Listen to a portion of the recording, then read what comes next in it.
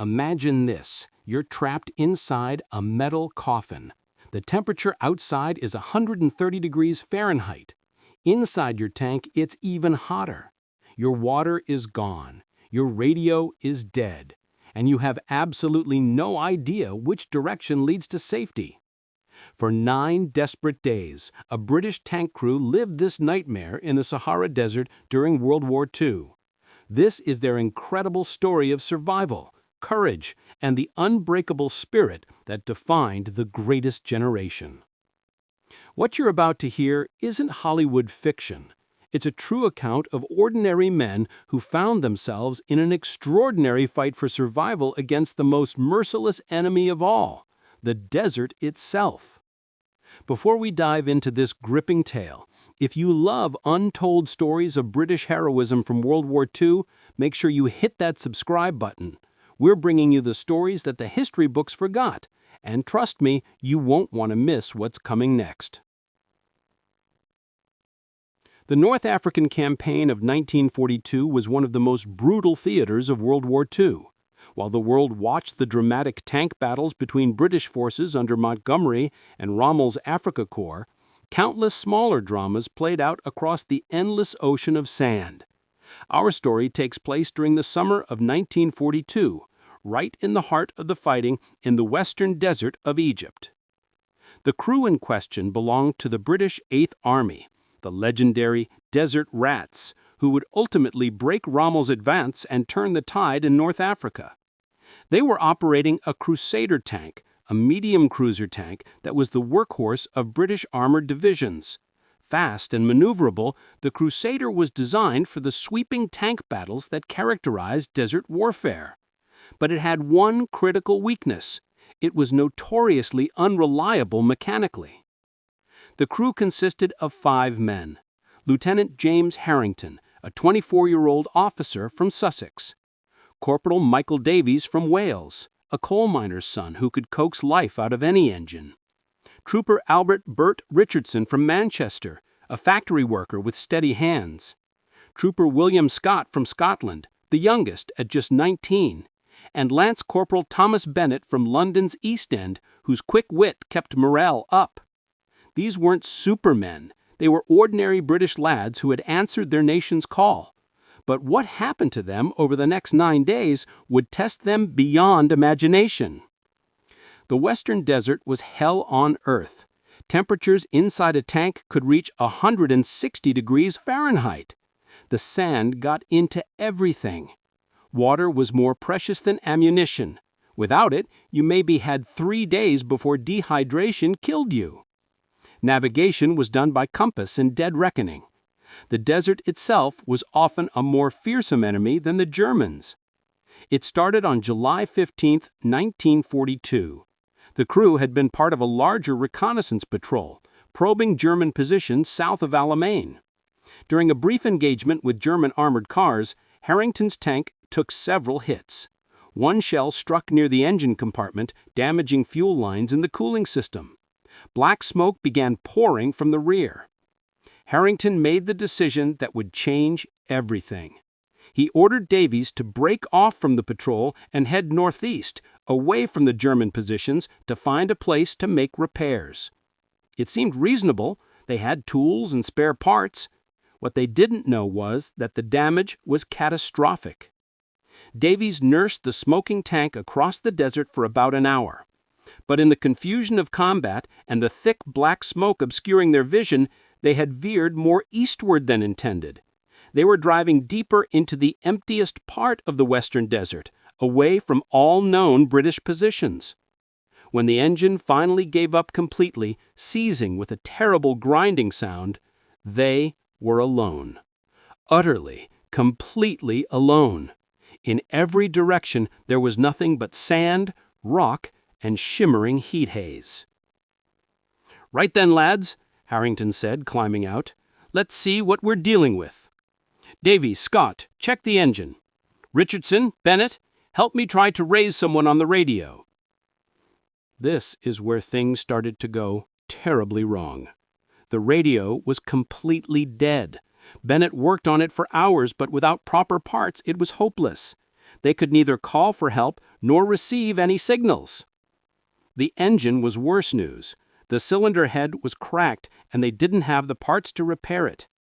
Their tank was now just an immobile metal box in the middle of nowhere. But surely someone would come looking for them. Their squadron knew roughly where they'd been. They just needed to stay with the tank, ration their supplies, and wait for rescue. If you're enjoying this story, hit that like button. It helps more people discover these incredible untold stories of British heroism from World War II. They took stock of their supplies. They had 2 water bottles per man. In the desert heat, a man needs at least 2 gallons per day to survive. They had perhaps 3 gallons total for 5 men. They had hardtack biscuits, tinned bully beef, and emergency chocolate rations. Enough food for maybe 4 or 5 days. But water was everything, and they simply didn't have enough. "We'll stay put for 48 hours, Harrington decided. By then, surely they'll have found us. That first night was almost pleasant. The temperature dropped dramatically. The stars came out in a brilliant display. They sat on the tank, smoking cigarettes and telling stories, confident that by tomorrow they'd be back with their unit. Young Scott talked about his girl Mary, who worked in a munitions factory in Glasgow. "When we get back to Blighty, I'm going to marry her," he said. "No more waiting." Bennett regaled them with stories of the Blitz, standing on rooftops while the Luftwaffe tried to burn London. "After Jerry's bombs, this desert doesn't scare me one bit," he said, though there was a tremor in his voice. Harrington kept his concerns to himself. British officers never showed weakness in front of the ranks, but privately, he worried. Would anyone mount a search? Would they look in the right place? The desert was vast. But tomorrow came and went. And the day after that. The second day brought creeping unease. They maintained routines, took turns on watch, scanned the horizon constantly. Davies and Scott tried again to repair the engine, but it was hopeless. The damage was catastrophic. The heat was oppressive. They rigged a tarpaulin for shade, but it was minimal relief. They began rationing water strictly, 3 small sips per man, 3 times a day. It wasn't enough. By day's end, their lips were cracking, their mouths were dry, their urine was dark, the early warning signs of dehydration. Richardson was the first to voice what they were all thinking. "They're not coming, are they? We're too far off course." "Belay that talk," Harrington snapped, but without conviction. Richardson was probably right. By the third day, the terrible reality was sinking in.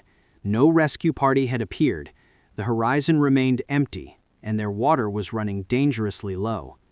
The men were now experiencing serious dehydration symptoms, headaches, tight, dry skin. They stopped sweating, a very bad sign. Their thinking became sluggish, their movements slower. Davies tried to stay busy, his hands shaking. Scott became withdrawn, staring at nothing. Bennett's humor was fading. The Blitz had been terrible, but here there was nothing. No shelter, no comfort, no hope. Just sand, sun, and the grinding awareness that they might die here. Richardson raised the question nobody wanted to ask.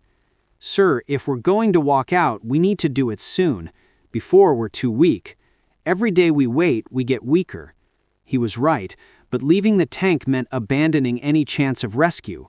A tank could be spotted from miles away. 5 men on foot would be nearly invisible. The psychological impact was crushing. They would see mirages and swear they saw vehicles, only to watch them dissolve. The silence was oppressive. Once, Scott shouted that he saw trucks. They all looked, hearts pounding with hope. For a few glorious seconds, they believed. Then the mirage faded, revealing empty desert. The disappointment was devastating. On the evening of the third day, Harrington called a meeting. These were no longer just soldiers following orders. They were 5 men facing death together. "Right, lads. We've got perhaps 1 day's worth of water left. No one's come for us, and I don't think anyone's going to. We can stay here and hope, or we can try to walk out. I need to know what you think. Davies?" The Welshman's eyes were haunted, but his voice had steel. "Sir, I say we stay 1 more day. Give them 1 more chance. After that, we move. At least then we're doing something." "Richardson?" Agree with Davies, sir. One more day, but we need to prepare, figure out our heading, strip down everything we don't need. Scott? The young Scott's voice was barely a whisper. I don't want to die out here, sir. I don't want to die without seeing Mary again. If we have to walk, I'll walk until I can't anymore. Bennett? He gave a weak smile. In for a penny, in for a pound. I survived the Blitz. I'm not letting this sandbox kill me. One more day, then we leg it northeast. Harrington felt pride in these men. Scared, dehydrated, facing death, yet still thinking clearly. This was British grit at its finest. Right then, one more day. We'll move at dawn on day 5. We'll walk in the early morning and late evening, rest during the heat. We'll head northeast by compass toward our lines. He didn't mention they could be 50 miles from safety, or 100, or heading in the wrong direction entirely. One more thing, Harrington added. We're soldiers, British soldiers. We don't give up, we don't panic, we look after each other, and we bloody well survive this. Understood? Yes, sir. The response was ragged but unanimous. That 4th day was the longest of their lives. Every sound brought hope, followed by crushing disappointment. They spent the day preparing, fashioning makeshift water carriers, discarding everything non-essential. Weight would be their enemy. Every ounce mattered. The desert remained empty, piteously. Terribly empty. Davies suggested using the tank's fire extinguisher casing as an additional water carrier. Heavy and awkward, but it could hold half a gallon. Every drop would count. They divided the food. Richardson checked weapons. Each man would carry his rifle and 50 rounds. Harrington calculated their heading. Northeast, toward the coast, toward where British lines should be. They discussed capture. If they encountered Germans or Italians, they'd surrender rather than fight. As POWs, they'd at least have a chance of survival. The Africa Corps generally treated British prisoners according to the Geneva Convention.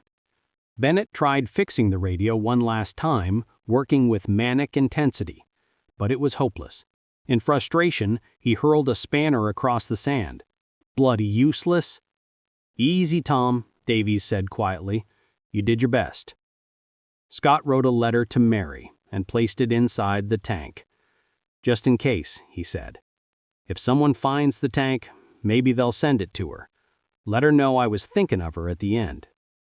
As the sun set on their 4th day, painting the dunes in shades of red and gold, the 5 men stood together beside their dead tank. Tomorrow they would walk into the unknown, with perhaps a pint of water per man, no real idea of their location, no communication equipment. They were about to set out across one of the most hostile environments on Earth. But they were British soldiers. They had courage, they had each other, and they absolutely refused to give up. Harrington gathered them one last time. Tomorrow morning, before first light, we start walking. Single file, 50 feet between each man. We walk 4 hours in the morning, rest during midday heat, then 4 more hours in the evening.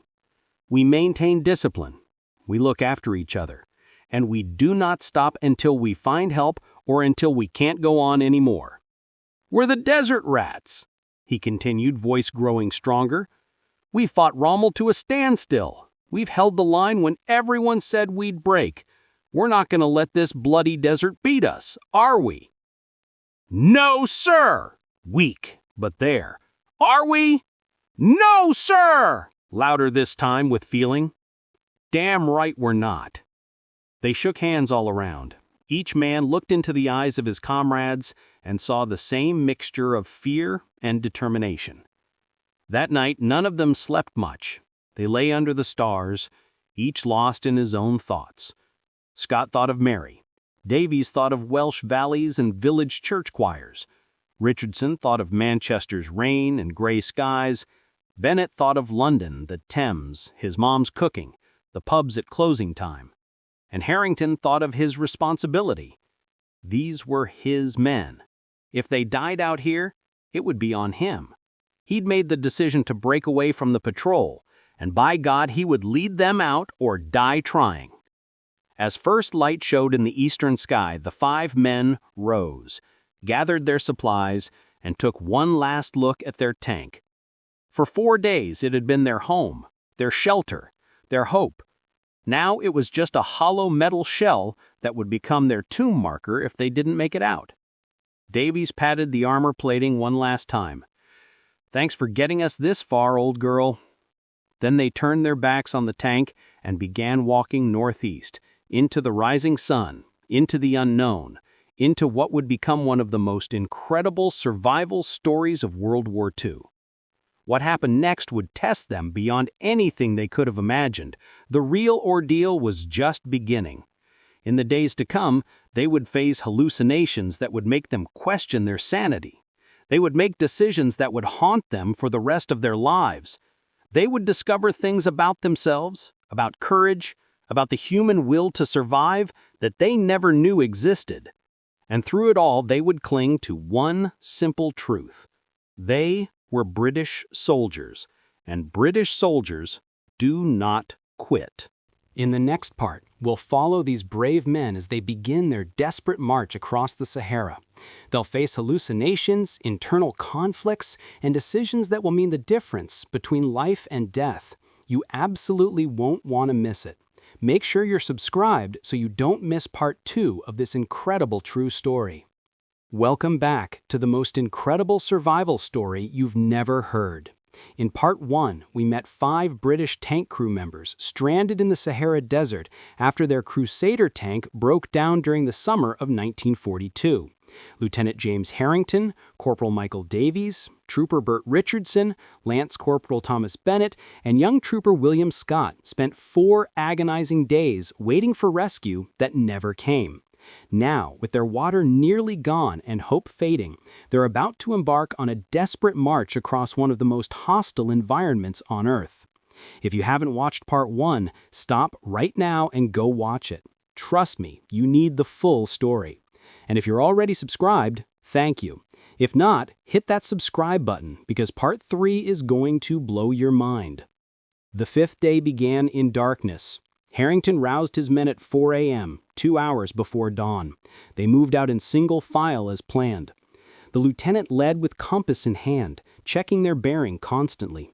Behind him came Davies, then Richardson, then Bennett, with young Scott bringing up the rear. Each man was separated by 50 feet. The walking was brutal. The desert floor was a mixture of sand, gravel, and rock. In some places, their boots sank into soft sand with every exhausting step. In other areas, sharp stones turned their ankles and bruised their feet through their boots. They were already dehydrated, already weakened. Their muscles ached, their heads pounded. Their mouths were so dry that swallowing was painful. But they walked. As dawn broke, they got their first good look at the terrain ahead. The landscape stretched endlessly in every direction, sand and rock with no distinguishing features, no hills for orientation, no vegetation indicating water, nothing but emptiness. "How far do you reckon we are from our lines, sir?" Scott asked during their first rest, his voice cracking with thirst. Harrington considered lying, but these men deserved truth. "Could be 30 miles, could be 80. I honestly don't know, lad. But every step northeast gets us closer, so we keep walking." By 8 a.m., the temperature was climbing toward 100 degrees. By 10 a.m., it would exceed 120 degrees.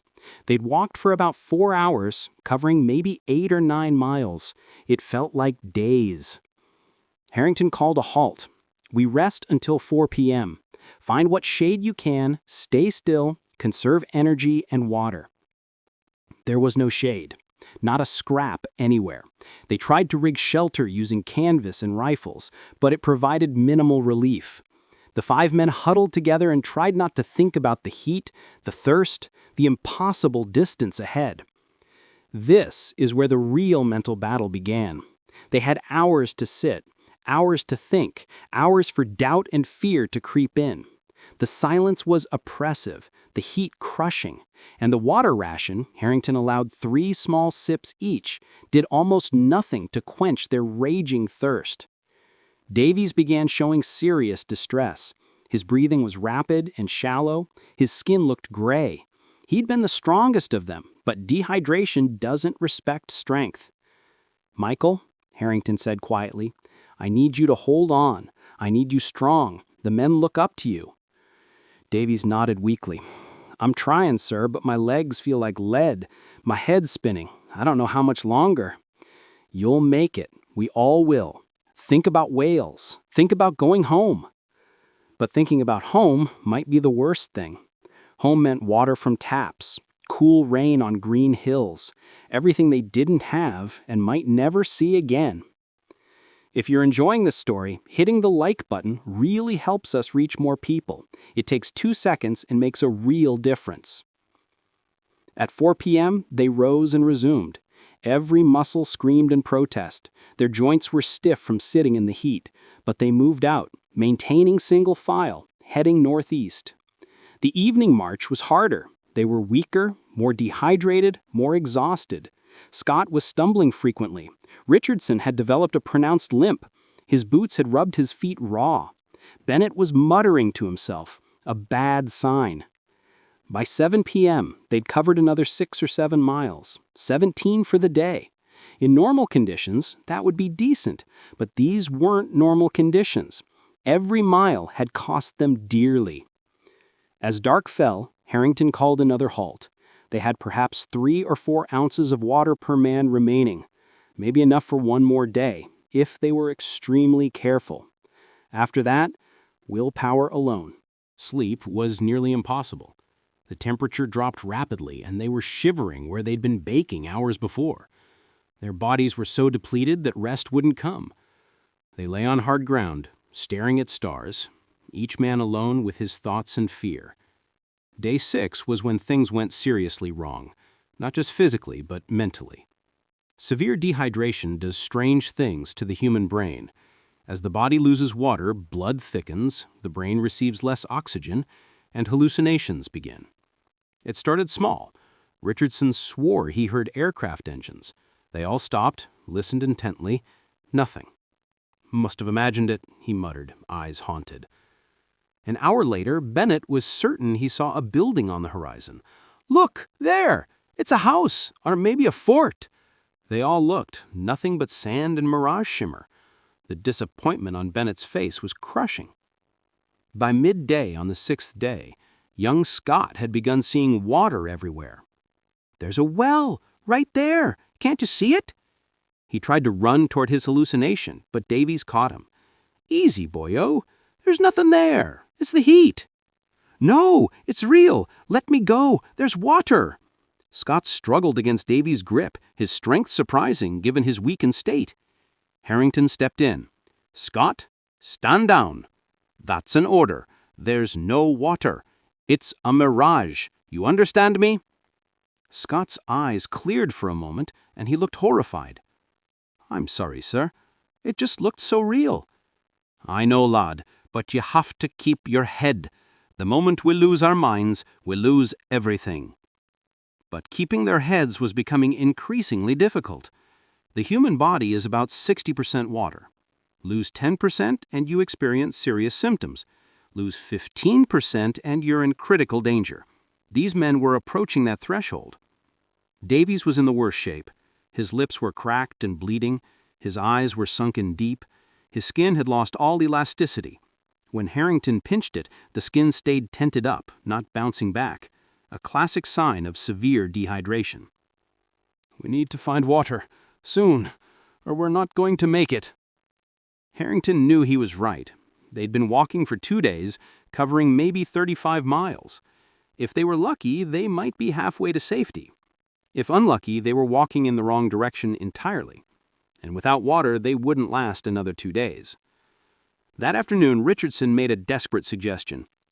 "Sir, I've heard you can drink your own urine in an emergency. Filter it through cloth." Harrington had heard the same. He had also heard it was mostly myth. Urine contains waste products your body is trying to get rid of. Drinking it would make dehydration worse in the long run. Save it as a last resort. We're not there yet. But they all knew they were close, very close. The 7th day began like the 6th, but something had changed. The men were moving like ghosts now, automatons. Their single-file discipline had broken down. They shuffled in a loose group, too tired to maintain proper spacing. Scott was in very bad shape. His hallucinations were constant now. He held conversations with people who weren't there. At one point, he stopped walking entirely and stood staring into the distance, smiling. "What do you see, lad?" Bennett asked gently. "It's Mary, right there, wearing that blue dress I love. She's saying it's okay, that I can rest now." Bennett felt a chill despite the heat. He'd seen men die in the Blitz. This was that look, peaceful acceptance, a surrender to the inevitable. "That's not Mary, William. Mary's back in Scotland, waiting for you. She's making shells to beat Jerry, thinking about you every day. You promised you'd come home. Keep walking. Keep fighting." But Scott shook his head slowly, still smiling. "I'm so tired, Tom. My feet don't work anymore. My head's all fuzzy. Maybe I'll just rest here. Then I'll catch up." They all knew what just a short rest meant. Men who sat down often never got up again. "No!" Bennett grabbed him, shook him desperately. "You don't get to give up, you hear me? Mary needs you to come home. Your mom and dad need you. Britain needs you to help us win this bloody war." The words penetrated Scott's delirium. He blinked, looked around, seemed to remember where he was. The peaceful smile faded, replaced by fear and confusion. Right. Keep walking. I can do that." But they all knew he couldn't, not for much longer. None of them could. It was Davis who made the suggestion that would change everything. "Sir, we're not going to make it at this rate. We're too slow, too weak. But maybe one of us could go ahead. The strongest. Move faster, find help, send rescue back." Harrington's first instinct was to refuse. You never split up. It was fundamental. But as he looked at his men, barely able to walk, hallucinating, dying by degrees, he realized Davies might be right. Together, they would all die. But if one man could push ahead, travel faster without keeping the group together, he might make it, might save them all. "Who?" Harrington asked quietly. "You, sir," Richardson said immediately. "You're the officer. You're our best chance. You're still the strongest. You could make it." But Harrington shook his head. "I won't abandon my men." "It's not abandoning us, sir," Davies said. "It's saving us. We'll keep walking, slow and steady. You run ahead, find help, send it back. It's the only way." Harrington wrestled with it. Every instinct said stay with his crew. An officer doesn't leave his men. But every rational thought said staying together meant dying together. In the end, duty won out over pride. If he could save them by going ahead, he had to try. "Right," he said, voice breaking slightly. "I'll go. But you lot keep walking northeast. You don't stop, you don't give up, you keep moving until you find help or until help finds you. Promise me." They promised. What else could they do? "Listen to me, all of you," Harrington continued, voice stronger now. "You are the finest soldiers I've ever served with. You've shown courage that would make Wellington proud. Davis, you're the strongest man I know.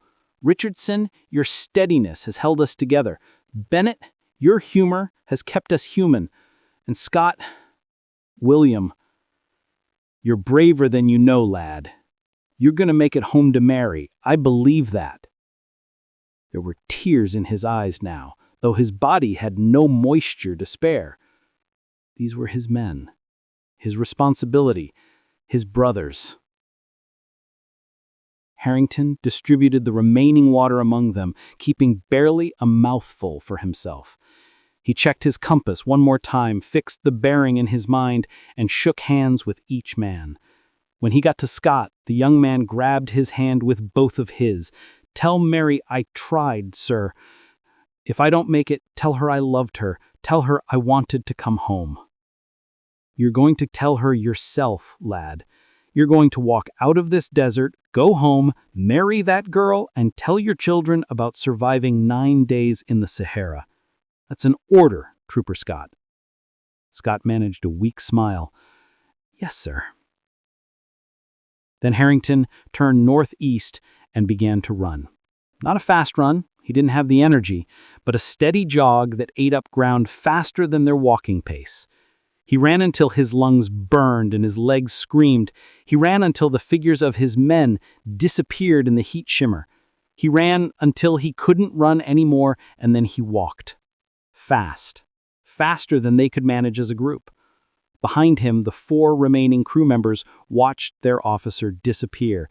Then they turned to each other and, without a word, resumed their slow, grinding march to the northeast. They were on their own now. 4 men in the desert, with no water, no hope of rescue, and perhaps a day's worth of strength left. But they were British soldiers. And British soldiers do not quit. Not ever. What happens next will shock you. Harrington's solo dash becomes a race against time and his own failing body. The 4 men left behind will face a decision that will haunt survivors for the rest of their lives, and the desert will reveal whether courage alone is enough to conquer the impossible. Part 3 is coming soon, and you absolutely cannot miss it. Make sure you're subscribed, hit the notification bell, and I'll see you in the finale of this incredible true story. This is it. The conclusion of the most incredible survival story you've never heard. Over the past 2 episodes, we've followed 5 British tank crew members through 7 days of hell in the Sahara Desert. Lieutenant James Harrington, Corporal Michael Davies, Trooper Bert Richardson, Lance Corporal Thomas Bennett, and young Trooper William Scott were stranded when their Crusader tank broke down during the summer of 1942. After 4 days waiting for rescue that never came, they set out on foot with barely any water and no idea where they were. Now, on day 7, Harrington has made the agonizing decision to go ahead alone, running to find help while his 4 men continue their slow march behind him. What happens next will determine whether any of them survive, and the answer might surprise you. If you haven't watched parts 1 and 2, you need to stop and watch them first. This is the finale, and you need the full story to appreciate just how incredible it is. And if you've been with us for the whole journey, thank you. Let's finish this together. Lieutenant James Harrington ran like a man possessed. Not a fast run, he didn't have the energy for that, but a steady, ground-eating jog that pushed his failing body to its absolute limits. He ran until his lungs burned and his legs screamed. He ran until the figures of his men disappeared behind him in the heat shimmer. He ran until he couldn't run anymore, and then he walked. Fast. Faster than they could manage as a group. The decision to leave his men was tearing him apart even as he moved. Every officer instinct screamed that he was making the worst mistake of his life, but every rational thought told him it was their only chance. 1 man could move faster than 5. 1 man could cover more ground, push harder, take more risks. If he could find British lines, or even a patrol, he could guide them back to his crew. It was logical. It was tactical. But it felt like betrayal.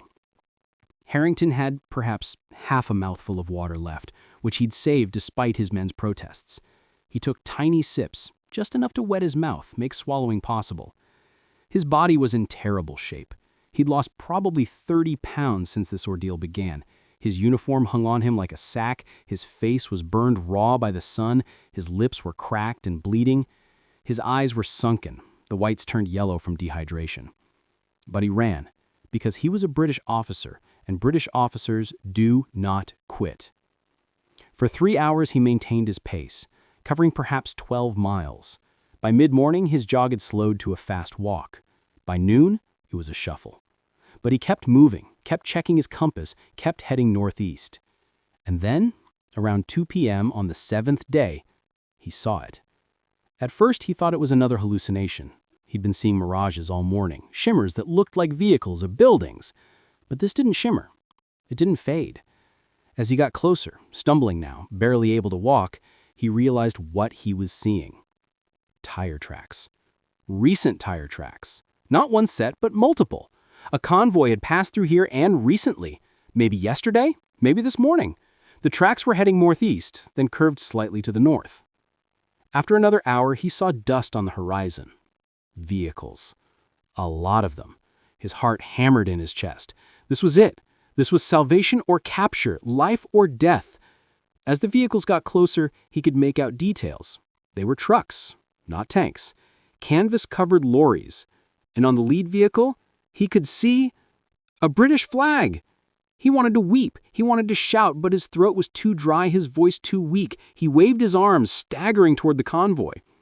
The lead truck saw him and came to a halt. A soldier jumped out, took one look at Harrington, and shouted for the medic. "Christ, sir, what happened to you?" Harrington tried to speak, but his tongue was swollen, his throat closed. The medic arrived, immediately began assessing him, gave him small sips of water. Not too much, not too fast, that could be dangerous. After a few minutes, Harrington could speak. "My crew, 4 men, 20 miles, maybe 25, southwest of here. Been walking for days, no water, dying. You have to find them." The convoy commander, a major, immediately took charge. "How long since you left them?" "This morning, dawn. 7 hours maybe?" The major did quick calculations. If they're still walking, and walking slowly, they might have covered another 5 or 6 miles. That puts them roughly 30 miles from here. He turned to his radio operator. "Get on the horn. We need reconnaissance aircraft searching a corridor from here southwest, and I want every available vehicle fanned out. We're looking for 4 men, on foot, British uniforms, severely dehydrated. Move." The British Army, when it wanted to, could move with impressive speed. Within an hour, 3 aircraft were searching the desert. A dozen trucks and armored cars had spread out in a search pattern. And Harrington, despite the medics' protests, was in one of those vehicles, guiding them back toward where he'd left his men. Meanwhile, Davies, Richardson, Bennett, and Scott were still walking. Barely. They'd watched Harrington disappear into the distance that morning, and then they'd turned northeast and continued their march. What else could they do? But they were failing. All of them knew it. Scott could barely walk. Every few steps he would stumble, fall to his knees.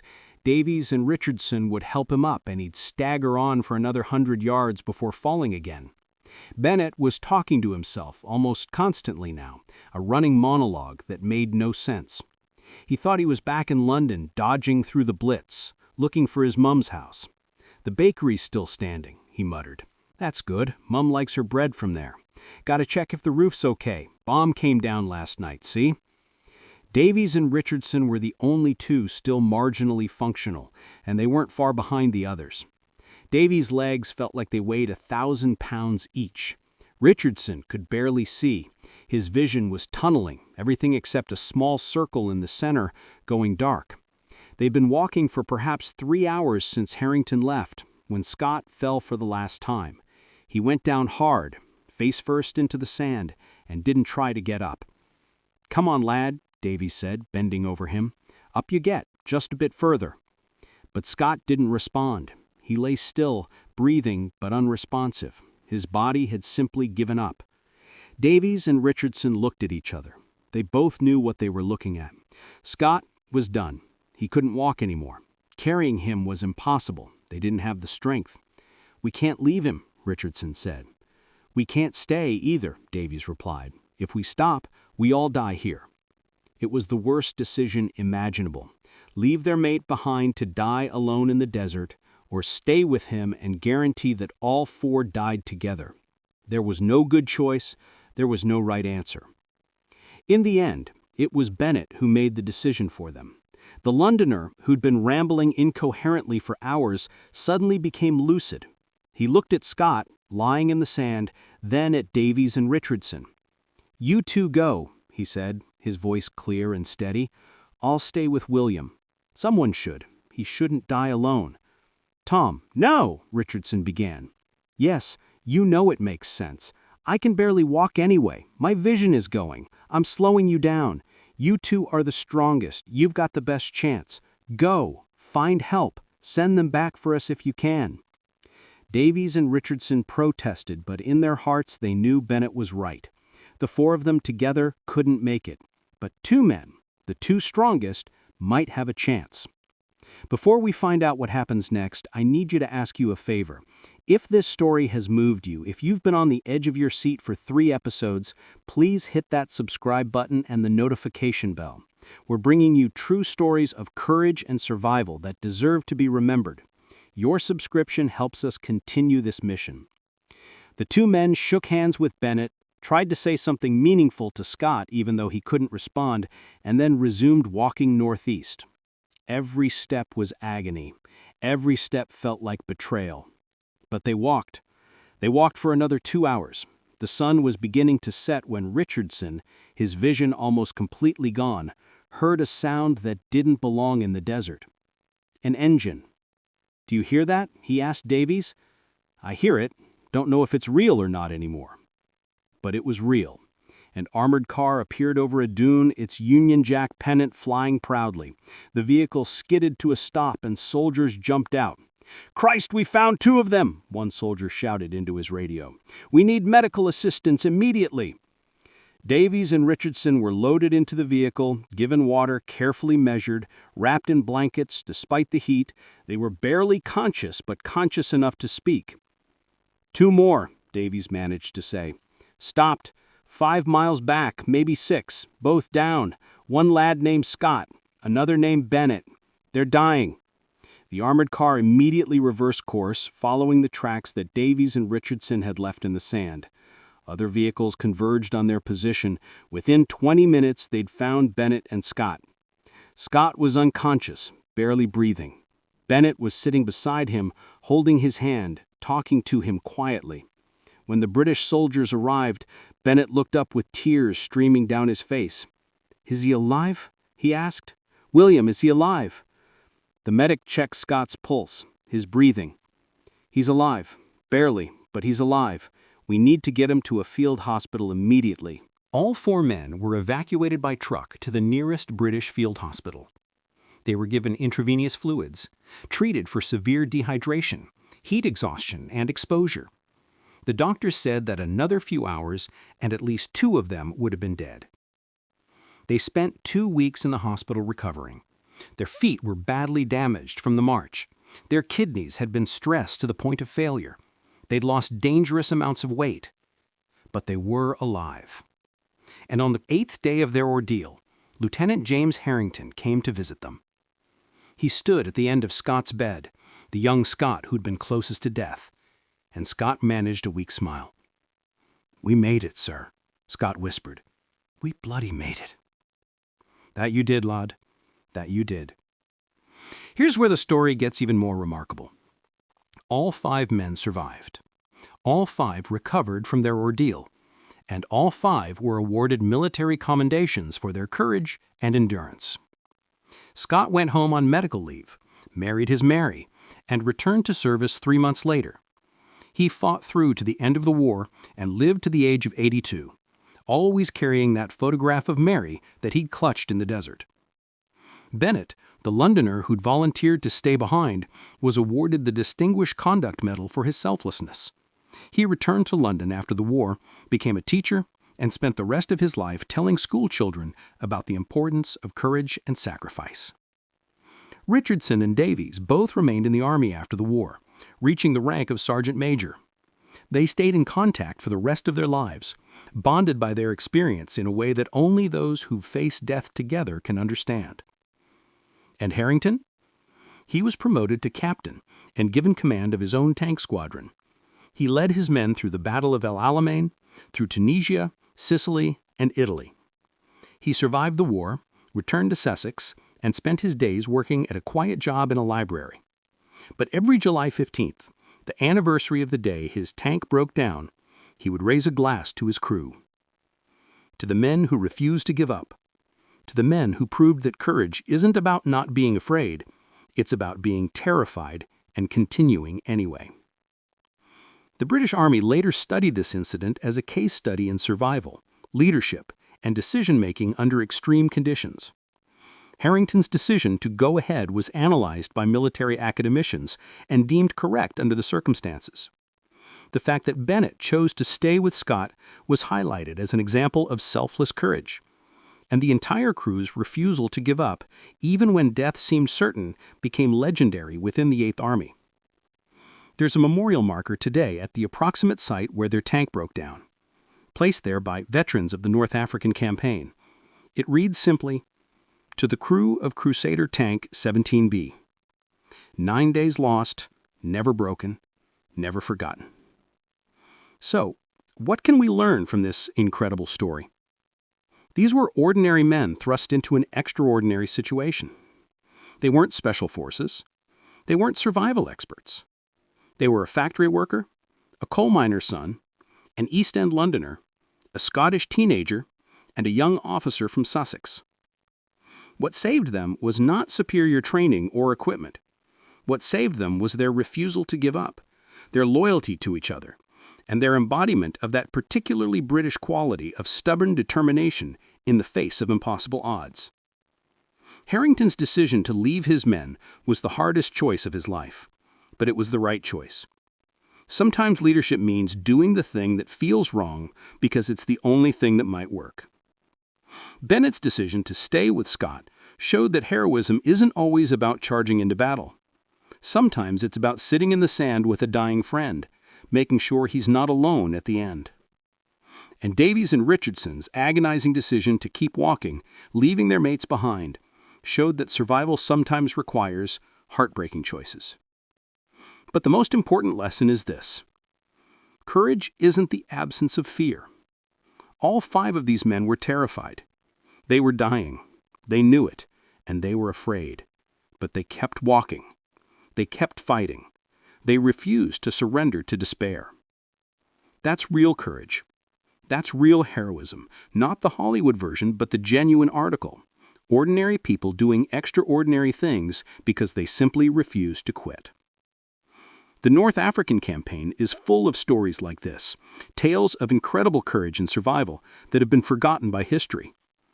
Next week, we'll be looking at the story of the SAS raid on Rommel's headquarters, a mission so audacious that even the Germans couldn't believe the British had attempted it.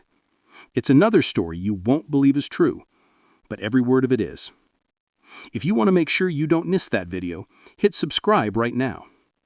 And if this story moved you, if you think more people need to hear about the courage of these 5 British soldiers, please give this video a like and leave a comment. Tell us what you thought. Share your own family's war stories. Let's keep these memories alive. Thank you for watching. Remember these names: Harrington, Davies, Richardson, Bennett, and Scott. 5 ordinary men who did something extraordinary. 5 men who proved that the human spirit, when pushed to its absolute limit, is capable of miracles. I'll see you in the next video. Until then, never give up, never surrender, and remember that heroes aren't born, they're forged in the crucible of adversity.